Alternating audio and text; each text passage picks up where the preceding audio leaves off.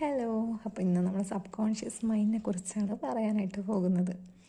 നമ്മുടെ sub conscious mind എന്ന് പറയുന്നത് വളരെ പവർഫുള്ളാണ്. നിങ്ങൾക്ക് അറിയുമെന്നറിയില്ല, നമുക്ക് 3 തലങ്ങളിലായിട്ടുള്ള മൈൻഡ് ഉണ്ടെന്നാണ് പറയുക ഫ്രോയിഡ് പറയുന്നത്.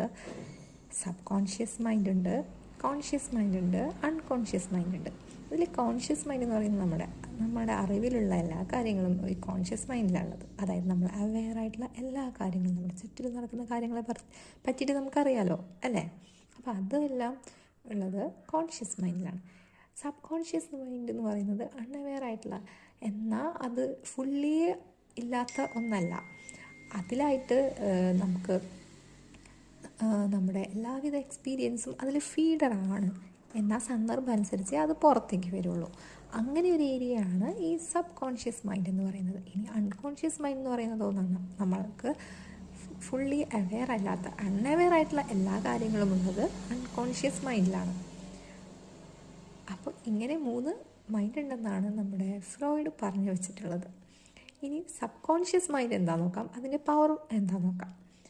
അതായത് നമ്മൾ എന്ത് ചിന്തിച്ചാലും, നമ്മൾ പല പല കാര്യങ്ങൾ ചിന്തിക്കുമല്ലോ, പോസിറ്റീവായിട്ടും നെഗറ്റീവായിട്ടും പല കാര്യങ്ങൾ ചിന്തിക്കും. പല കാര്യങ്ങളും നമ്മുടെ ചുറ്റിലും നടന്നിട്ടുള്ള കാര്യങ്ങളൊക്കെ നമുക്ക് പല രീതിയിലുള്ള എക്സ്പീരിയൻസസും ഉണ്ടായിരിക്കും അല്ലേ.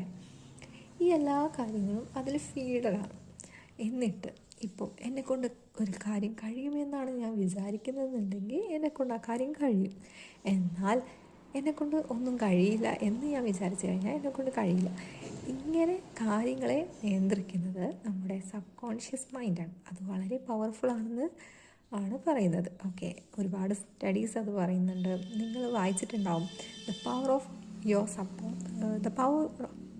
Of your subconscious mind എന്നൊരു ബുക്കുണ്ട്, ജോസഫ് മൊർഫിയുടെ.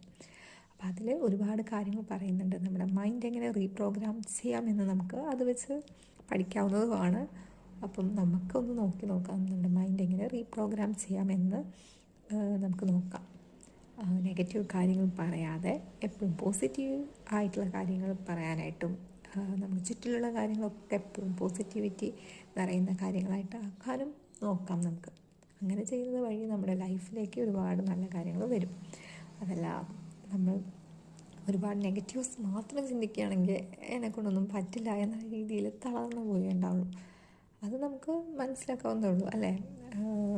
അങ്ങനെ പാക്ക് അടിച്ചിരുന്ന് കഴിഞ്ഞിട്ടുണ്ടെങ്കിൽ എന്തുണ്ടാവുക, പിന്നെ അടുത്ത സ്റ്റെപ്പ് വയ്ക്കാനായിട്ട് നമുക്ക് പറ്റില്ല.